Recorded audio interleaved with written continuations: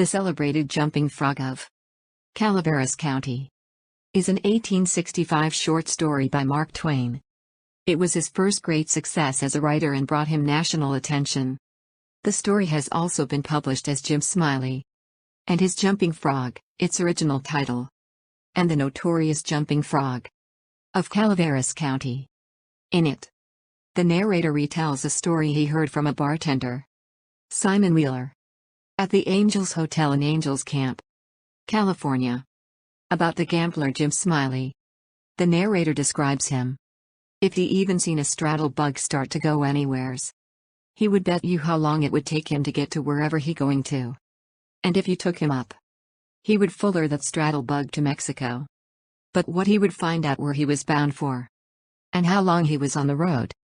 The Celebrated Jumping Frog of Calaveras County and Other Sketches is also the title story of an 1867 collection of short stories by Mark Twain. It was Twain's first book and collected 27 stories that were previously published in magazines and newspapers. The Celebrated Jumping Frog of Calaveras County. In compliance with the request of a friend of mine, who wrote me from the East, I called on good-natured, garrulous old Simon Wheeler, and inquired after my friend's friend, Leonidas W. Smiley, as requested to do. And he run to append the result. I have a lurking suspicion that Leonidas W. Smiley is a myth, that my friend never knew such a personage, and that he only conjectured that, if I asked old Wheeler about him, it would remind him of his infamous Jim Smiley, and he would go to work and bore me nearly to death with some infernal reminiscence of him as long and tedious as it should be useless to me. If that was the design, it certainly succeeded. I found Simon Wheeler dozing comfortably by the barroom stove of the old, dilapidated tavern in the ancient mining camp of Angels. And I noticed that he was fat and bald-headed, and had an expression of winning gentleness and simplicity upon his tranquil countenance. He roused up and gave me good day. I told him a friend of mine had commissioned me to make some inquiries about a cherished companion of his boyhood named Leonidas W. Smiley, Reverend Leonidas W. Smiley, a young minister of the gospel, who he had heard was at one time a resident of Angels Camp. I added that, if Mr. Wheeler could tell me anything about this Reverend Leonidas W. Smiley, I would feel under many obligations to him. Simon Wheeler backed me into a corner and blockaded me there with his chair, and then sat me down and reeled off the monotonous narrative which follows this paragraph. He never smiled. He never frowned. He never changed his voice from the gentle flowing key to which he tuned the initial sentence. He never betrayed the slightest suspicion of enthusiasm. But all through the interminable narrative, there ran a vein of impressive earnestness and sincerity, which showed me plainly that, so far from his imagining that there was anything ridiculous or funny about his story, he regarded it as a really important matter, and admired its two heroes as men of transcendent genius and finesse. To me, the spectacle of a man drifting serenely along through such a queer yarn, without ever smiling, was exquisitely absurd. As I said before, I asked him to tell me what he knew of Reverend Leonidas W. Smiley, and he replied as follows. I let him go on in his own way, and never interrupted him once. There was a feller here once by the name of Jim Smiley, in the winter of '49. Or maybe it was the spring of '50. I don't recollect exactly. Somehow, though what makes me think it was one or the other is because I remember the big flume wasn't finished when he first came to the camp. But anyway, he was the curiousest man about always betting on anything that turned up you ever see. If he could get anybody to bet on the other side, and if he couldn't, he'd change sides. Any way that suited the other man would suit him anyway, just so's he got a bet. He was satisfied. But still he was lucky. Uncommon lucky. He most always come out winner. He was always ready and laying for a chance. There couldn't be no solitary thing mentioned, but that feller'd offer to bet on it, and take any side you please. As I was just telling you, if there was a horse race, you'd find him flush, or you'd find him busted at the end of it. If there was a dog fight, He'd bet on it. If there was a cat fight, he'd bet on it. If there was a chicken fight, he'd bet on it. Why? If there was two birds setting on a fence, he would bet you which one would fly first. Or if there was a camp meeting, he would be there regular to bet on Parson Walker, which he judged to be the best exhorter about here. And so he was, too, and a good man. If he even seen a straddle bug start to go anywhere, he would bet you how long it would take him to get wherever he was going to. And if you took him up, he would fuller that straddle bug to Mexico. But what he would find out where he was bound for, and how long he was on the road. Lots of the boys here has seen that Smiley, and can tell you about him. Why?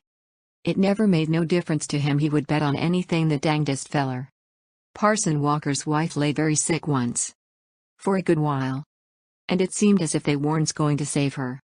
But one morning he come in. And Smiley asked how she was. And he said she was considerable better, thank the Lord for his infinite mercy and coming on so smart that, with the blessing of Providence, she'd get well yet. And Smiley, before he thought, says, "Well, I'll risk 2.5 that. She don't, anyway." This year Smiley had a mare the boys called her the 15-minute nag. But that was only in fun. You know. Because, of course, she was faster than that, and he used to win money on that horse. For all she was so slow and always had the asthma. Or the distemper. Or the consumption. Or something of that kind. They used to give her 200 or 300 yards start. And then pass her underway. But always at the fag end of the race she'd get excited and desperate like. And come cavorting and straddling up. And scattering her legs around limber. Sometimes in the air. And sometimes out to one side amongst the fences. And kicking up more dust, and raising more racket with her coughing. And sneezing and blowing her nose, and always fetch up at the stand just about a neck ahead. As near as you could cipher it down. And he had a little small bull pup. That to look at him you'd think he was worth a cent. But to sit around and look ornery. And lay for a chance to steal something. But as soon as money was up on him, he was a different dog. His underjaw began to stick out like the forecastle of a steamboat. And his teeth would uncover, and shine savage like the furnaces. And a dog might tackle him. And bullyrag him, and bite him, and throw him over his shoulder 2 or 3 times. And Andrew Jackson, which was the name of the pup, Andrew Jackson, would never let on but what he was satisfied. And hadn't expected nothing else. And the bets being doubled and doubled on the other side all the time. Till the money was all up. And then all of a sudden he would grab that other dog just by the joint of his hind leg. And freeze on it, not chew, you understand. But only just grip and hang on till they thronged up the sponge. If it was a year, Smiley always come out winner on that pup. Till he harnessed a dog once that didn't have no hind legs. Because they'd been sawed off by a circular saw. And when the thing had gone along far enough, and the money was all up, and he come to make a snatch for his pet bolt, he saw in a minute how he'd been imposed on. And how the other dog had him in the door, so to speak. And he peered surprised. And then he looked sorter discouraged like. And didn't try no more to win the fight. And so he got shucked out bad. He give Smiley a look. As much as to say his heart was broke. And it was his fault. For putting up a dog that hadn't no hind legs for him to take bolt of. Which was his main dependence in a fight. And then he limped off a piece and laid down and died. It was a good pup. Was that Andrew Jackson, and would have made a name for hisself. If he'd lived. For the stuff was in him, and he had genius, I know it. Because he hadn't had no opportunities to speak of. And it don't stand to reason that a dog could make such a fight as he could under them circumstances. If he hadn't no talent. It always makes me feel sorry when I think of that last fight of his'n. And the way it turned out. Well, this year Smiley had rat terriers. And chicken cocks. And tomcats.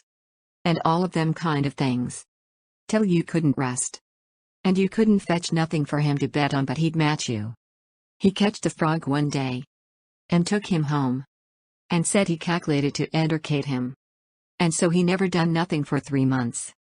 But sat in his backyard and learned that frog to jump. And you bet you he did learn him, too. He'd give him a little punch behind. And the next minute you'd see that frog whirling in the air like a donut, see him turn one somerset. Or maybe a couple. If he got a good start. And come down flat-footed and all right. Like a cat. He got him up so in the matter of catching flies. And kept him in practice so constant. That he'd nail a fly every time as far as he could see him. Smiley said all a frog wanted was education. And he could do most anything, and I believe him. Why? I've seen him set Daniel Webster down. Here on this floor Daniel Webster was the name of the frog, and sing out. Flies, Daniel, flies. And quickering you could wink, he'd spring straight up. And snake a fly off in the counter there. And flop down on the floor again as solid as a gob of mud. And fall to scratching the side of his head with his hind foot. As indifferent as if he hadn't no idea he'd been doing any more than any frog might do. You never see a frog so modest and straightforward as he was. For all he was so gifted.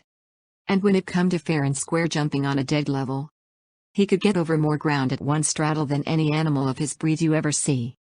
Jumping on a dead level was his strong suit. You understand. And when it come to that, Smiley would ante up money on him as long as he had a red. Smiley was monstrous proud of his frog. And well he might be, for fellers that had traveled and been everywheres. All said he laid over any frog that ever they see. Well, Smiley kept the beast in a little lattice box. And he used to fetch him downtown sometimes and lay for a bet.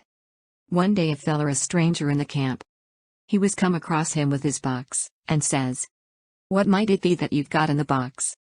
And Smiley says, sorter indifferent like, "It might be a parrot. Or it might be a canary. Maybe. But it ain't, it's only just a frog." And the feller took it. And looked at it careful. And turned it round this way and that, and says, so 'tis. Well. What's he good for? Well, Smiley says, easy and careless. He's good enough for one thing. I should judge he can outjump any frog in Calaveras County. The feller took the box again. And took another long, particular look, and give it back to Smiley. And says, very deliberate. "Well, I don't see no pints about that frog that's any better'n any other frog." "Maybe you don't," Smiley says. "Maybe you understand frogs. And maybe you don't understand 'em. Maybe you've had experience, and maybe you ain't only a amateur. As it were. Anyways, I've got my opinion. And I'll risk $40. That he can outjump any frog in Calaveras County." And the feller studied a minute, and then says, kinder sad like, "Well, I'm only a stranger here, and I ain't got no frog, but if I had a frog, I'd bet you." And then Smiley says, that's all right if you'll hold my box a minute. I'll go and get you a frog." And so the feller took the box, and put up his $40. Along with Smiley's, and sat down to wait. So he sat there a good while thinking and thinking to hisself. And then he got the frog out and prised his mouth open and took a teaspoon and filled him full of quail shot, filled him pretty near up to his chin, and set him on the floor. Smiley he went to the swamp and slopped around in the mud for a long time, and finally he catched a frog, and fetched him in, and give him to this feller, and says, "Now, if you're ready, set him alongside of Daniel, with his forepaws just even with Daniel. And I'll give the word." Then he says, 1, 2, 3 jump. And him and the feller touched up the frogs from behind. And the new frog hopped off, but Daniel give a heave. And histed up his shoulders so like a Frenchman, but it wants no use, he couldn't budge. Semicolon, he was planted as solid as an anvil, and he couldn't no more stir than if he was anchored out. Smiley was a good deal surprised, and he was disgusted too. But he didn't have no idea what the matter was, of course. The feller took the money and started away, and when he was going out at the door, he sorter jerked his thumb over his shoulders this way at Daniel, and says again, very deliberate, "Well, I don't see no pints about that frog that's any better'n any other frog." Smiley he stood scratching his head and looking down at Daniel a long time, and at last he says, "I do wonder what in the nation that frog throwed off, for I wonder if there ain't something the matter with him. He 'pears to look mighty baggy, somehow." And he catched Daniel by the nape of the neck, and lifted him up and says, "Why, blame my cats, if he don't weigh 5 pound. And turned him upside down. And he belched out a double handful of shot. And then he see how it was. And he was the maddest man. He set the frog down and took out after that feller, but he never catched him. And here Simon Wheeler heard his name called from the front yard, and got up to see what was wanted, and turning to me as he moved away, he said, "Just set where you are, stranger, and rest easy. I ain't going to be gone a second."